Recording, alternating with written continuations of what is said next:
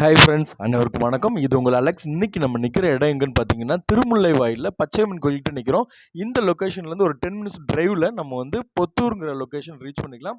இந்த லொக்கேஷன் வந்து பார்த்தீங்கன்னா, உங்களுக்கு நல்ல ரெசிடென்ஷியல் ஏரியா தான்.